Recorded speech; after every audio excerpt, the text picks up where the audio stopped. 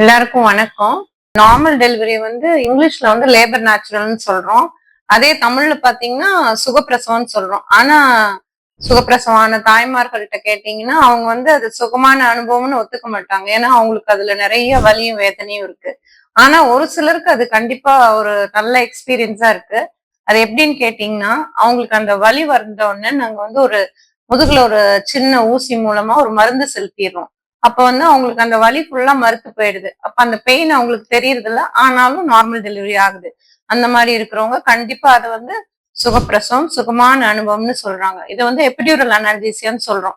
இதனால ஏதாவது பக்க விளைவு இருக்கா அப்படின்னு பார்த்தா லாங் டேர்ம் சைடு எஃபெக்ட் எதுவும் கிடையாது. முதுகு வலி வருமா அந்த மாதிரிலாம் எதுவும் கிடையாது.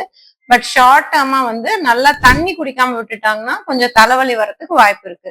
இதுல ஹைலைட் என்ன அப்படின்னா ஃபர்ஸ்ட் டைம் அவங்க எபிடியூரல் அனல்ஜீசியால நார்மல் டெலிவரி பண்ணிக்கிட்டாங்கன்னா செகண்ட் டைம் கண்டிப்பா அவங்க நான் வந்து எபிடியூரல் அனல்ஜீசியா எனக்கு வேணும்னு கேட்டு டெலிவரி பண்ணிக்கிறாங்க.